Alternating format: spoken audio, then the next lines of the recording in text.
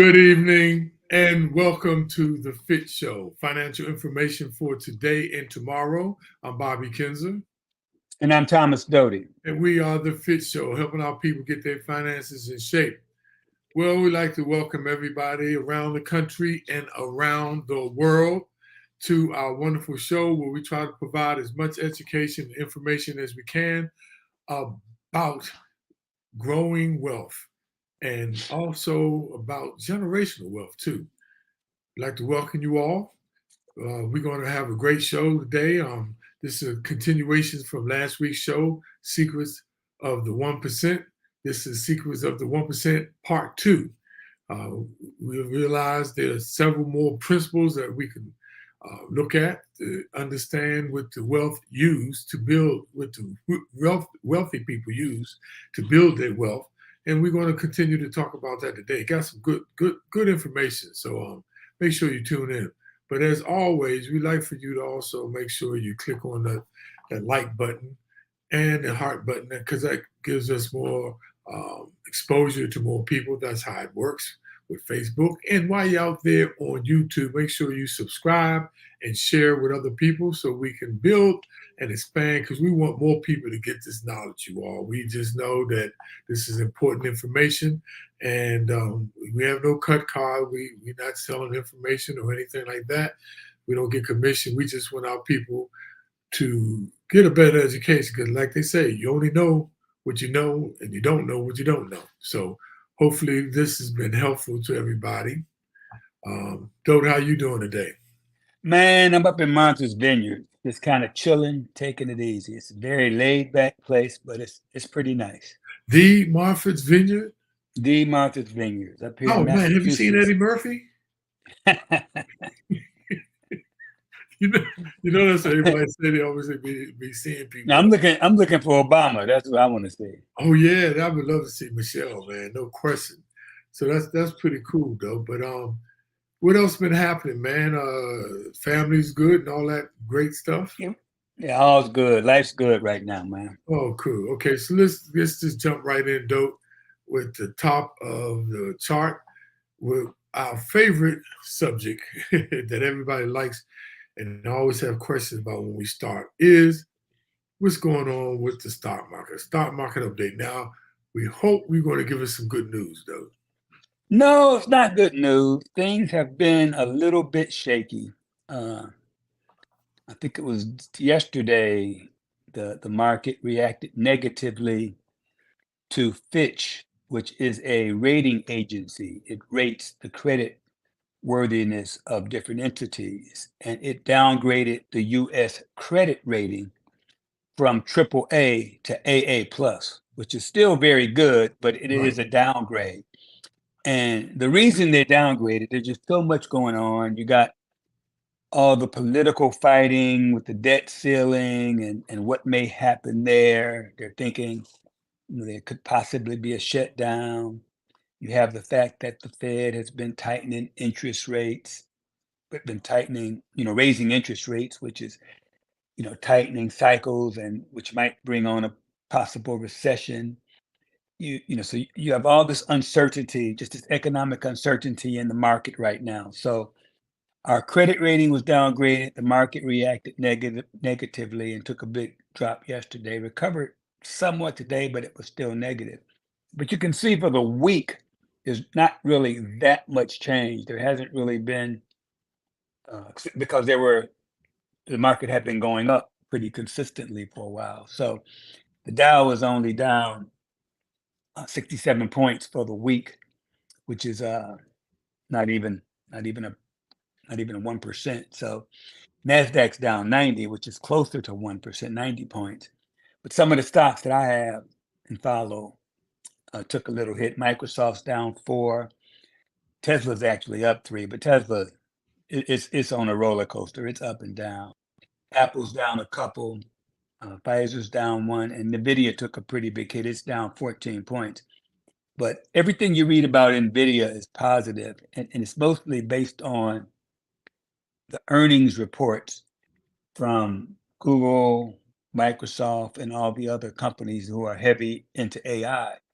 They are spending massive amounts of money on artificial intelligence, on hardware, CPUs, GPUs, networks, all that kind of stuff. And NVIDIA and ADM are the two big players in that market, so they are expected to do well. People they keep raising the price on NVIDIA, but they're wondering if that's going to be high enough. So it's going to be interesting to see what happens, because again, there's a lot of uncertainty in the market, but this AI thing is really pushing NVIDIA stock up. And Microsoft and Google took a little bit of a hit because the estimates of what they were going to spend for AI were higher for Microsoft, but a little lower for Google. But it's still a bunch of money. For the quarter ended in June, Microsoft spending like $8 billion, almost $9 billion on AI. And Google, I think, was up around a little over 7 million. So they're also trying to temper expectations, because they're saying it could be, you have to be patient. It's not just going to happen overnight. So there's going to be a lot of CapEx spent. They're talking about 20 plus million for each company, 24 billion for each company. So we're in for a ride. So just kind of hang in, and we'll see where we go.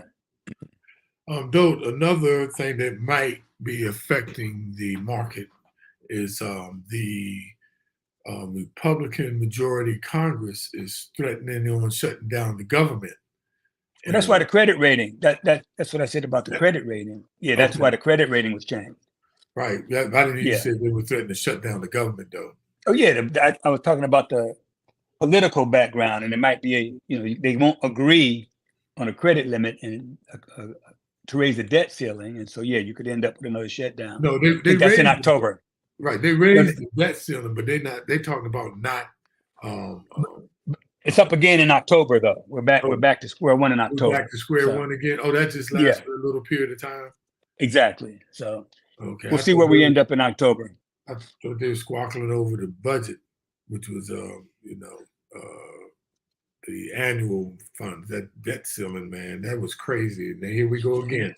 But it is what it is, right, Doe? But that's why we say, if you gotta make sure that you have your house in order, and that way it doesn't matter if it's a debt ceiling increase, decrease, Democrat, Republican tsunami, pandemic.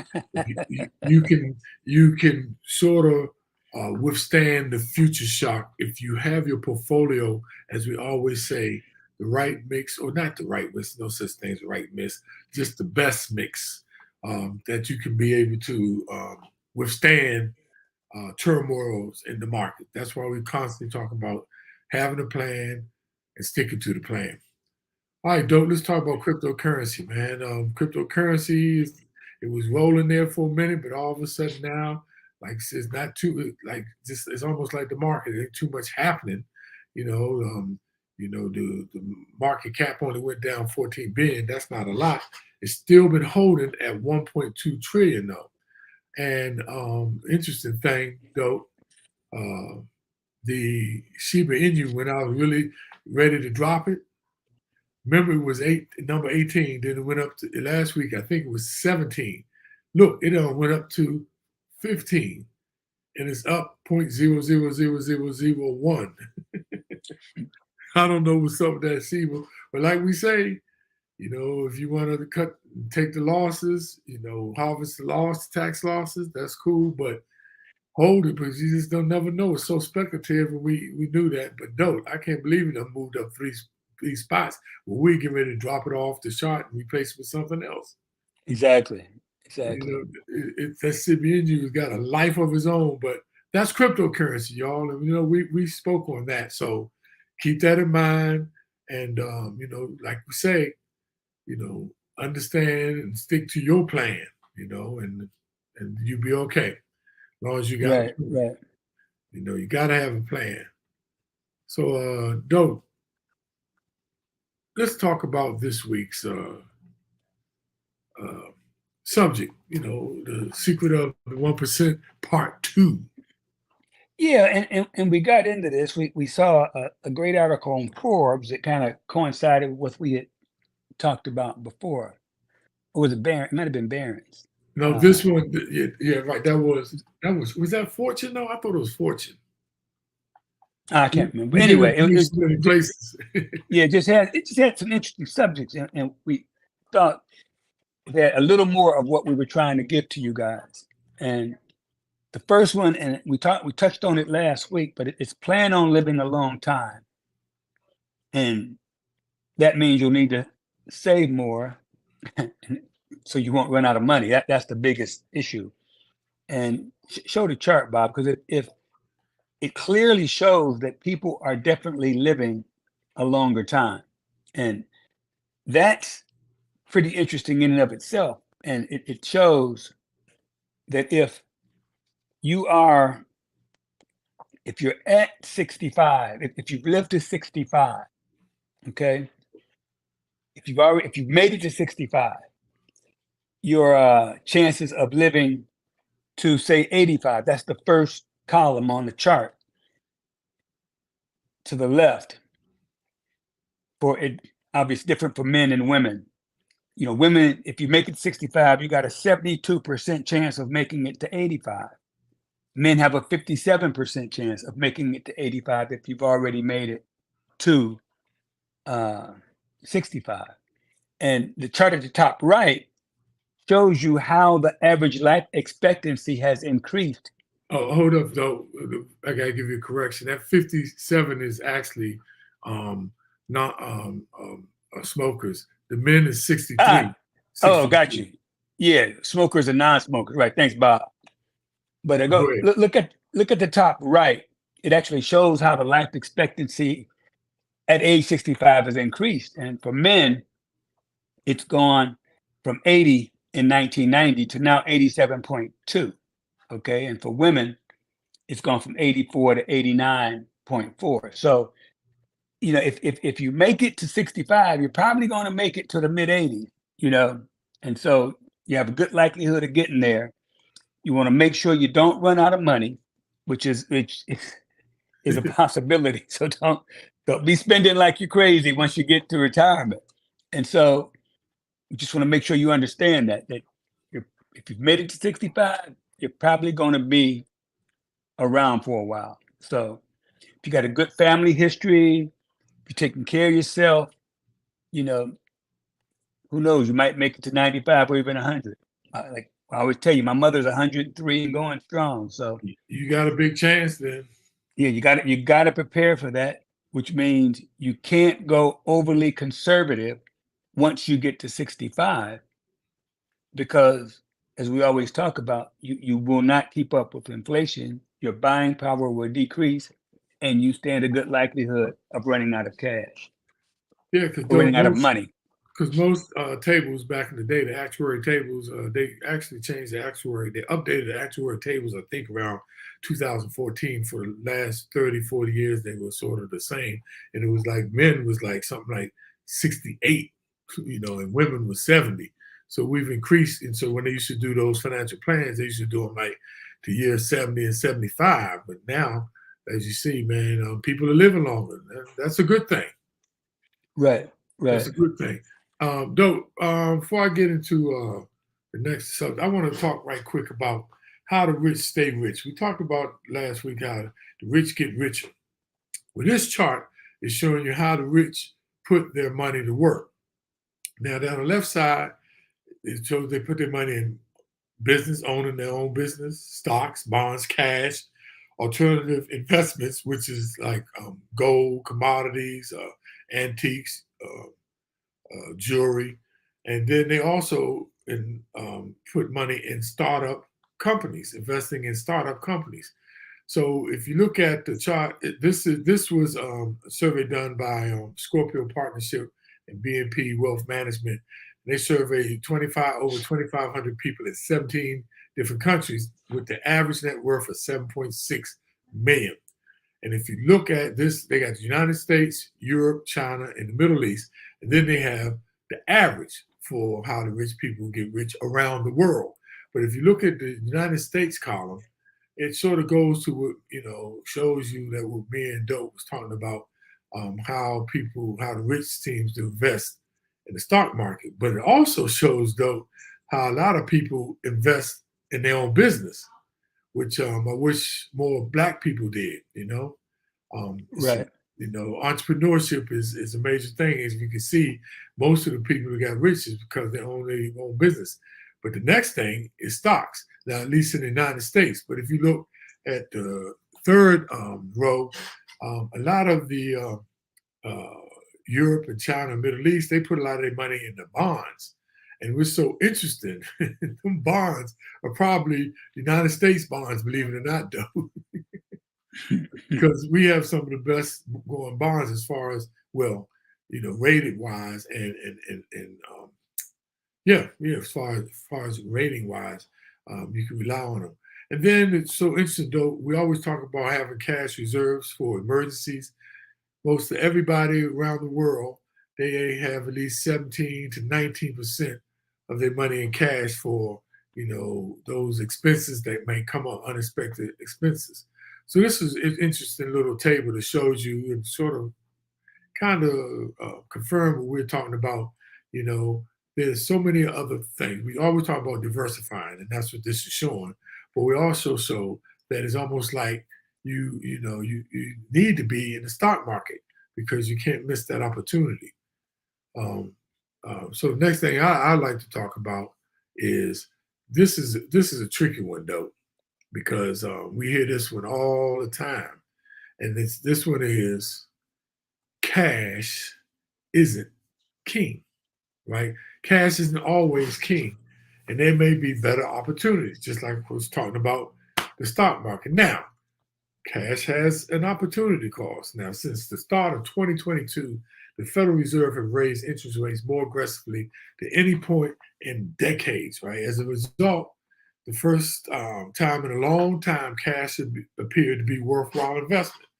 Now, of course, having your cash on hand, like we talked about, for potential emergencies is important, and it's an important part of financial well-being.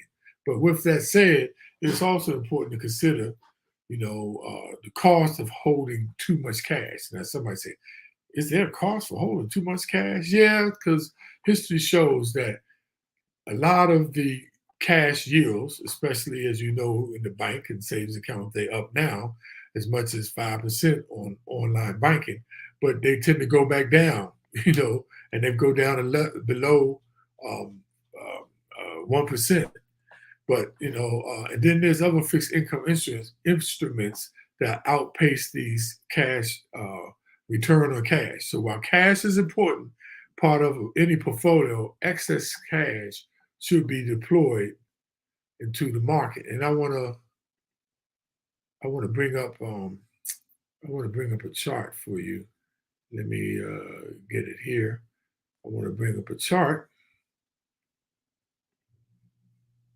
displaying cash equivalents, especially fixed income type of investments. Like this chart right here, it says cash ain't always king. Okay, if you start from the left, if you're colorblind, there's four columns. Starting from the left, the gray column is the CD rate. So you can see in like 84 and 85, man. I remember this, though, when we were dealing in the banking crisis, man. They were giving 10% or more. But then the blue is U.S. Treasuries. They were paying around over 25%, though. Mm-hmm. And then investment grade, those are like triple B. Like you said, we were down rated to double A. The ratings usually go triple A, double A plus, triple B, double B, B. That's usually the rating you all at the most, Fitch and Moody's. So that's what that's what the purple, the third column. And the fourth column, which is green, is U.S. high yield. And those high yields are like I bonds, TIPS, what they call Treasury inflation protected securities, corporate bonds, things like that, which is high yield. Now, they are a little higher risk, but they're not as risky as stocks and bonds, because this is just showing you fixed income opportunities outside of CDs. Now, this chart only goes up to 2019, but as you can see, in 2019, CDs were paying less than about 1%. And Treasuries was paying still around about 10. This is 2019. And investment grade was paying below 10%. And the high yields was like really low. So this is just showing that sometimes it's good to have cash, but sometimes you can miss the opportunity of having all your money just in a savings account. That's what this is showing. And Bob, I think what it also shows is that even in risk-free investments or safe investments, the yields are different. So it's very important to make sure you're earning the most you can be earning, that you have your Good point. money, in the vehicle that gets you the highest return, whether it's CDs, whether it's treasuries, even if they're safe, there's different interest rates involved. So make sure you have your money doing the best it can for you. Right. And that's why this is fixed income. Usually fixed income is a lower risk than stocks. And that's why Less risk. Yeah. Less risk. yes, Yeah. less risk. And so it's another place, to park your money. Right.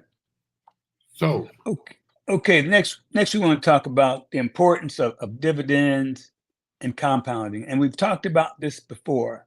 But I think this chart clearly illustrates, and it shows, the top graph shows the power of dividends and compounding. If you take an investment of $10,000 in the S&P 500, let it grow for 30 years, it would have grown to over $88,000 in 30 years. It's almost 9 times what you put in. But if you had to include dividend payments and reinvested those dividends, and what that means is, as companies pay off dividends, you, instead of taking the cash, you use that dividend to buy more stock. So it's called reinvesting the dividends. And if you have a brokerage account in Fidelity, Schwab, E-Trade, whatever, they all offer that benefit of being able to reinvest the dividends, and it just increases your yield. So if you look, had you reinvested the dividends, that same $10,000 would have grown to almost $160,000 in 30 years. And that's a huge difference. Now, full disclosure, you would have been getting the dividends periodically throughout that 30-year period, but you probably would not have invested them back into the S&P. And that's why it's more important to invest it back into the stock market and let it continue to grow. Now, the bottom graph just illustrates the fact that investing in, let's call it, risk assets is critical. A lot of people shy away from the risk. They shy away from the stock market because they're worried about, the stock market's going to crash and all my money is going to go down. What the bottom chart shows is, you take a $10,000 investment and you put it in different asset classes. You put it in low risk T-bills, and you also can put it in small cap stocks. And so what this is showing is, if you look at the bottom graph, the different lines, the small cap stocks has actually done the best with that $10,000 investment over that time period, over that 30-year period. It's grown to 215,000. And you compare that with T-bills, which is the purple line, which only grew to 60, I'm sorry, is that 65? 66,000. 56. Yeah, look at that difference between those two. Now, of course, you've got some risk with that. The large cap even grew to 158 because the small cap is obviously riskier. Okay. And the small caps are usually new emerging companies. Right. And it's going to be a lot more risk in that. And so if you look at what inflation has done, inflation is 22,000 over that same period of time. So because inflation has been so low the last 20 plus years, the markets have done really, really well. If you were in T-bills, you made 66,000, but you missed out on what you could have had you invested in large cap stocks or small cap stocks. The 66 was bonds. T-bills. Oh, sorry, bond was 22. I'm sorry. 19. Got you. 19. Yeah. So, yeah, big difference in investing in T-bills with no risk. You weren't worried about anything, right? But you weren't maximizing your yield, and so it's almost, you have to be in the stock market if you want to beat inflation, because you can see it barely beat it. I mean, you look at what it did to inflation actually Outperform. outperformed. You lost money. You actually lost buying power if you were just in T-bills over this 30-year period. So got to get over that fear of the risky assets, which are stocks, small cap, large cap, even bonds. And that's how you up your returns, by taking on some risk. And it's not for everybody to take on 100% of the risk, but even if you had taken just some risk, maybe you don't make the full 215, but you still do better than you would do in T-bill. You got to take some risk. Right. That is the actual key, right, Dope? But For sure. And so what I say to my friends who actually state, well, I don't know what stocks to invest in, and we always say, there's mutual funds, there are exchange traded funds, there are index funds, which are passively managed. So you don't have to worry about it because they manage the whole portfolio, the whole basket of eggs for you. But if you're not showing that, like we say, find an advisor or find a friend that knows about it. Find from somebody, because if you don't know, that should not be the reason why you're not investing, because there's so much information out there for you to go and find out. So, and I get it, because I know people, they've been sitting on the sideline and putting their money in the 401k plan and the G fund, but if you really want to maximize y'all, and one thing for sure, the first thing they'll say, we're living longer, and you don't want to outlive your money. They say have a more month at the end of the money, But so Modestine said, I went to my bank with the intention of buying a CD and was directed to an investment banker for a CD that pays higher rates but fluctuates. Regular 7-month CD, she says, is now paying 4.5%. That's pretty interesting, though. Thanks, Modestine, for that information. So like I said, I mean, I get it, ladies and gentlemen. There's risk out there, but there's a thing called calculated risk, and you don't want to miss out on the opportunity. And we showed you those charts, man. I mean, it's just amazing how compounding interest works to your benefit. So I want to talk a little bit about how to avoid emotional biases by sticking to a plan and avoid the urge to time the market. I had that conversation today with an individual, trying to figure out, they needed some money to take out, and they knew that the market was down, and trying to figure, should they hold it? I'm like, ho, you can't time the market like that. If you need the money, take the money, and you're not taking all of it anyway. But, in good times and bad times, though, you have to stick to the plan, and I know we sound like a broken record because we say that all the time. You know why we say that all the time? Because it's important that you do that. So, investors are so tempted, to let their emotions interfere with their plan, with their portfolio. They may let a home country bias, which is, influences significant overweight of domestic assets. A lot of people, just think that United States investments and stocks are the only companies to invest in.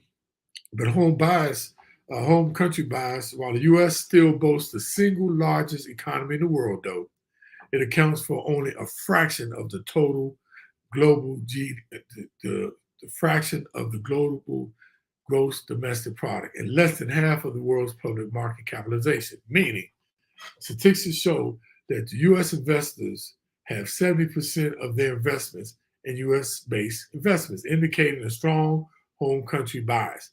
That may result, though, in some missed overseas opportunities. So we like to just, expose you to this. Also, international stocks that are really doing well, that really compound and grow over time. Just wanted to share that, though. Okay. And the next thing we want to talk about is volatility, which we've mentioned before. And it's hard to accept the fact that it's normal. You know, don't let it change you. Don't let it derail what you're trying to do. Okay. You got to think in terms of writing it out because it's going to pass. And so you have to be able to see through the noise. Every year is going to have its rough patches. You know, the chart, pop the chart up, Bob. It shows it's a little bit complicated, but we thought it had a good story in that it shows you Hold on. what the, can you get it? Yeah, yeah. Yeah, just... Okay. So what this chart represents, the cluster of charts, the 1 year, it's the next one, Bob. Yeah, there we go. The first cluster, the 1 year, then it shows a 5-year rolling, 20-year, 10-year rolling, and 20-year rolling. But let's start with the first year. It says when in any 1 year, the change or the variation in, I think the green is stock, the blue is bonds, and the gray is a 50-50 combination of those two. So in any 1 year, the stock market can go from up 47% to a negative 39. Bonds can go from up 43% to a negative 13. And if you look at that portfolio, you see a little less variability. It can go as high as 33 and as low as 15. Now, if you bounce over to any 5-year rolling period, that's any 5 years, you see the stock market variation is between positive 28, negative 3. Bonds are 23, negative 2. But that 50-50 portfolio never goes negative. It goes as high as 21. It only goes down to 1%. You jump over to a 10-year rolling period. Again, the stock variation between 19 and -1, bond 16 doesn't go negative. The 50-50 portfolio is 16%. And again, it doesn't go negative. The point we're trying to get you to understand is that 50-50 portfolio has less variability, less risk, because that's some diversification, which and typically what happens when bonds go up, when stock market go up, usually the bonds go down and vice versa. That doesn't always happen, but generally that's what happens.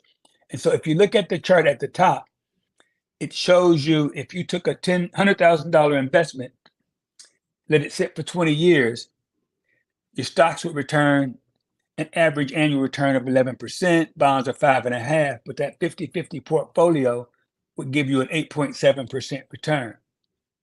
And again, the stocks would give you 818 over that period, bonds would give you 292, the 50-50 portfolio would give you $527,000. So with the an bonds, 8.7% return. right. And so the bonds are decreasing your variability, and that 50-50 portfolio is lowering your overall rate of return compared to stocks, but it's also lowering your risk. And that's why we talk about diversification. This chart clearly indicates why it's important and how you can reduce your variability by, and this is a simple example of a 50-50 portfolio. That may not work for you. You might want to do 60-40 or 70-30, depending on your risk tolerance. But you need to understand that that portfolio, that diversified portfolio is going to reduce your risk, but also give you decent returns. Hey, Doe, going back to 1980, right? This S&P 500, right? It is out of the 43 years from 1980 to now, it has only suffered double-digit declines in 24 of the 43 years. And despite the many pullbacks, roughly 75% of those years ended with positive returns. And as a result, the volatility is unlikely to derail a long-term allocation. Therefore, you need a plan to ride out the volatile periods instead of reacting emotionally. I mean, it's just Yeah. the chart shows it, man. It's just it's I'm getting a lot of comments. Oh, wait a minute. Dope. Garnett, I must have said something when I was talking. Garnett said, dope.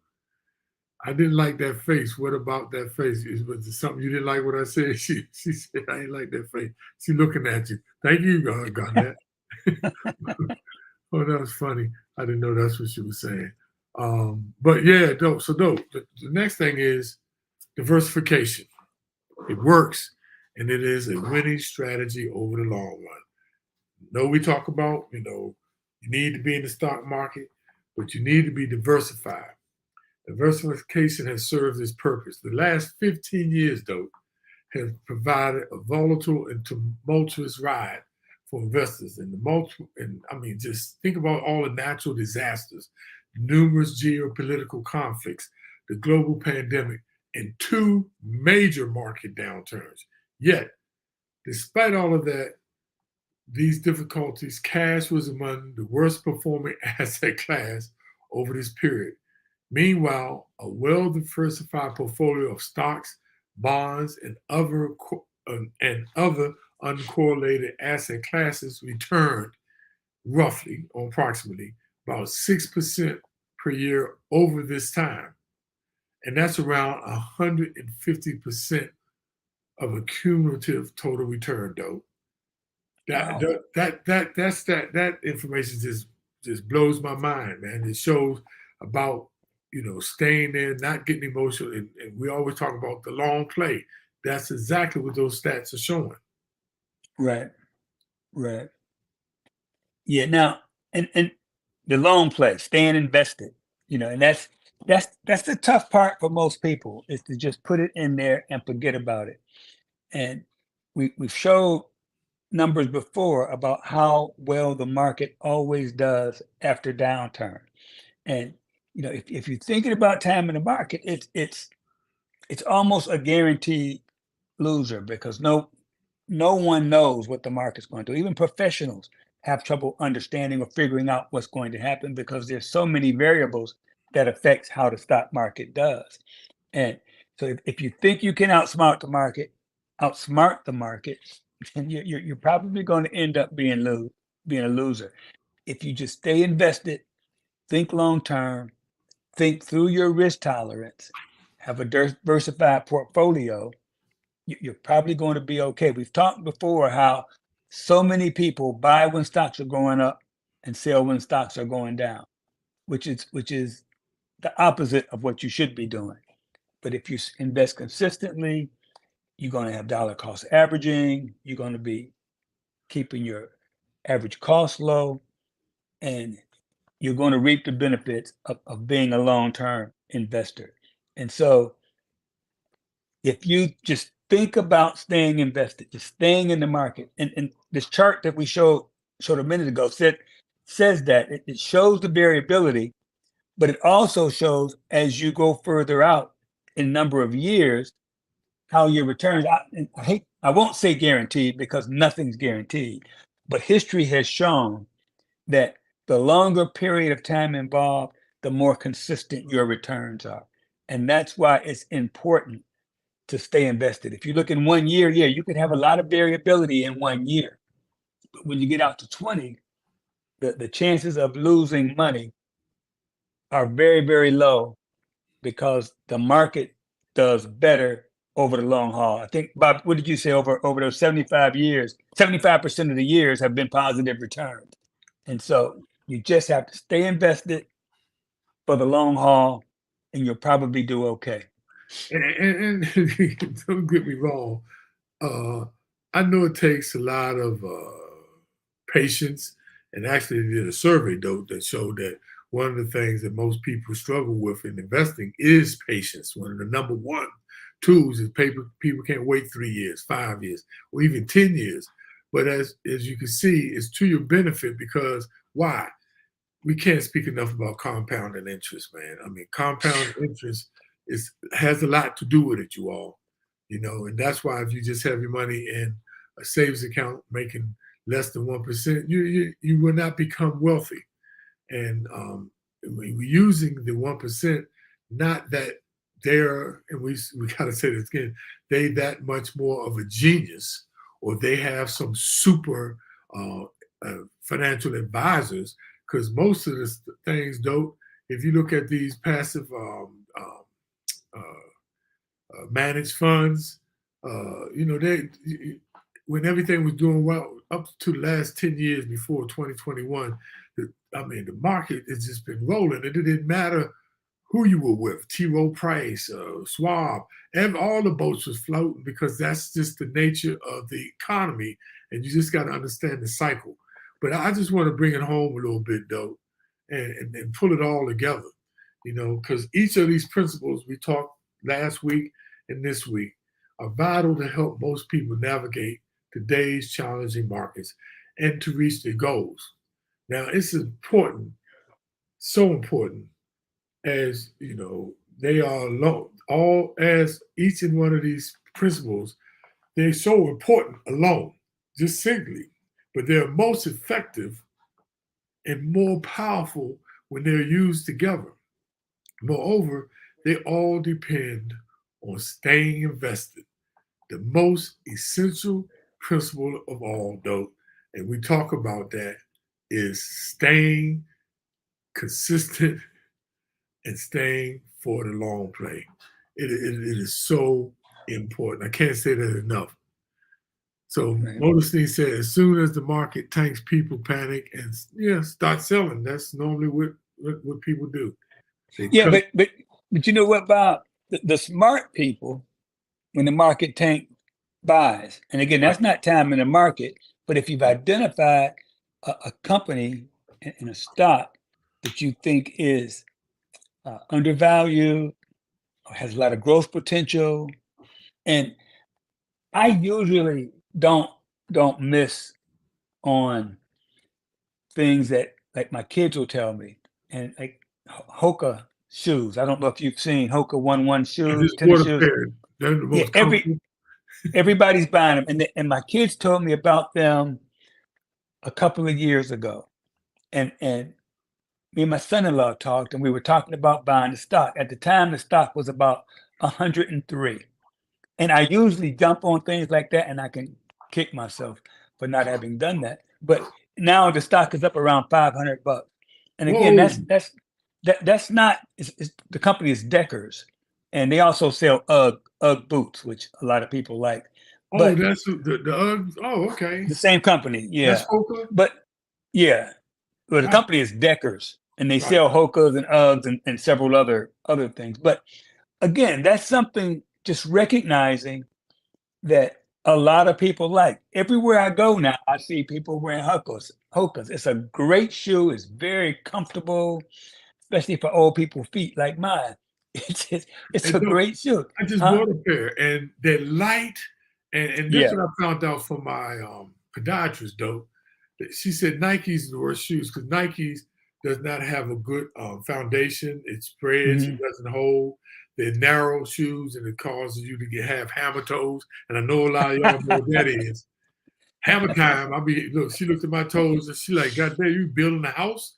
But those Hokas, man, they're the most comfortable shoes. And I was like thinking just what you were saying, though. I was like, you would think another shoe, to compete with what's out there is like, man, no way they'll survive.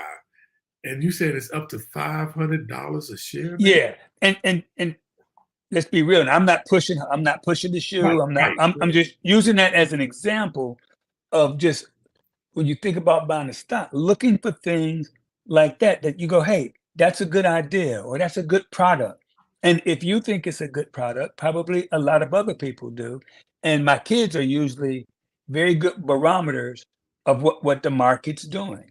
They usually are in on what's going on in the market as far as products. And so that's one I missed, but I won't miss the next one. That's for sure. And see, though, and that's another thing, another tip actually on, because like I said, a lot of people are like, okay, get into the market, but like I said before, what do I get into? Just think about, sometimes what's the need, what's out there, like if you brush your teeth with Colgate, well, why not buy Procter and Gamble products? I mean, you're using their products every day, you know. So it's just that simple sometimes, you all. Yeah, And we know it takes research. Don't get me wrong. yeah, and I didn't finish my one thought. I guess I had a senior moment, but that's the time when there is a big pullback. If you see a stock that you feel is undervalued, the rich folks buy when everybody else is selling, when things are going down. Recognizing, and again, that's not timing the market. That's just saying, I see a good value in a stock and I'm going to take advantage of it, and that's what I look for. That's how I built up I have about 500 shares of Microsoft now. And I bought them at different times after pullback. And my average cost is very, very low. Now, of course, I'm sitting on a heavy capital gain when I do sell, but I'm okay with paying taxes because that means I made some money. So look for those types of opportunities and continue to stay invested. Yeah, yeah. It's sometimes it's just that simple, man. And then, like we always say, don't be afraid to seek advice too, because Yeah. it's so. Remember, if you're looking for a financial advisor, the best way is to go to FINRA, FINRA.org. That's the financial industry the financial industry regulatory agency for registered brokers, stockbrokers, and financial advisors. So that's where you go if you want to look for a financial advisor, or ask some of your friends. A lot of your friends have it, so that doesn't hurt to do that. So dope. Let's go to the summary and videos. Hey, Bob. Yes. Don't just ask your friends. Ask your rich friends. That's the ones who making money. Minor detail I left out. Don't ask Uncle Jimmy who's trying to tell you the most recent get rich quick scheme in the backyard. No, don't do that. Right. But okay, in the last two shows, we talked a lot. So let's go to the finale. Look at those curtains. That's pretty cool, ain't it? Yeah, that's neat. You're a magician with that computer. You've done some neat stuff. Okay, the first one, plan on living longer. This is assuming you take care of yourself. Cut back on the salty stuff, exercise, and all that good stuff. But all indicators are you're going to live longer. Plan for it. The next one, cash is not king. Against all thoughts that are out there, cash is not king. It's good to have it, don't get me wrong, and it's good to have it for emergency expenses and things like that, but make sure you don't have too much cash sitting around, which you're missing out on an opportunity that you could be putting it in another vehicle that can compound and maximize your return. In other words, an appreciating asset that can increase. So that's what we mean, cash is not king. Compounding is the key. It's magical what it does. And I think when we were talking earlier, we said the S&P, I think, averaged 9%. That means your money doubles every 8 years. Compounding is magical. Make sure you're taking advantage of it. If you do own stocks, make sure you're reinvesting the dividends, okay, and buying more stock. Compounding is a wonderful thing. Albert Einstein said, compounding interest is the seventh wonder of the world. Those who understand it, earn it, and those who don't pay it, meaning on interest on credit cards and loans and stuff like that. Oh, and Bob, remember, on interest, it's the same effect. Compounding is also effective and is just as I can't think of the right word, but it's negative when it comes to debt, and it grows. Right. We always push how it grows on interest. That same effect is there on debt. And so if you're paying debt, compounding is hitting you too, and you're paying a whole lot of money in interest. That's why I said those who understand it earn it, those who don't pay it. Stick to the plan. Now, we can't say that enough. But a lot of times when, so much going on in the market, so much going on in your life, sometimes it's hard to stick to your plan. But believe it or not, if you put together a well-organized plan that has a diversity there, that you don't have all your eggs in one basket, trust me, it in the long haul, it pays off. You just need to think about what are your goals, what is your horizon, time horizon, and how much risk are you willing to take? That's really the whole crux of putting together a plan, and then you do your budget, and then just go by it, and you just look at it from time to time, month to month, every quarter, every 6 months, and adjust it accordingly. I guarantee you, you can't go wrong sticking to the plan. Yeah. Volatility is normal. There's going to be up and downs. Crazy stuff's going to be happening, whether it's political, whether it's a world event like COVID, whether it's a catastrophe like a hurricane, tornado. Those things are going to continue happen, and it's normal. It's part of what goes on. Don't let that keep you from earning money. Stay invested, fight through it. It will pass. Diversify. Can't say that enough. Don't put all your eggs in one basket. Have an emergency fund. Have a stock fund. Have some money in the bonds. Let me tell y'all another diversity what people don't understand. Gold went up over $2,000. It's down a little bit under that right now. But gold, when I was tracking, it was at $300 an ounce about 7, 8 years ago. All that jewelry you got, remember that people was saying, "Oh, bring your jewelry in, and you can get money." Don't you do? You better keep that. That's an asset. The broken chains is only if it's real gold. But diversify, y'all. Gold, you can't go wrong if you diversify because you don't want to put all your eggs in one basket. Finally, if you've heard anything we say, we hope you hear this. Staying invested matters. Over the long haul, you're going to do okay if you stay invested. That's what history has taught us. And it's as simple as that. So, that's a wrap, man. That was a lot of information. As always, we got 50 pounds of information in a 10-pound bag. We hope that you all absorbed a lot of this because, as we do know, that's a lot of information that we put out there. But that's why we have the comment box, y'all. Please don't be afraid to ask any questions, or if we're going too fast, or if we said something over your head, ask the question, because that's what the comment box is there for, us to interact with you. And just want to thank everybody once again for being with us. I just want to remind a few people, though, if I may, and I hope you can speak to this too, though, because we got a lot of people, we got a wide range of people, age-wise and economic status and social status, by the way.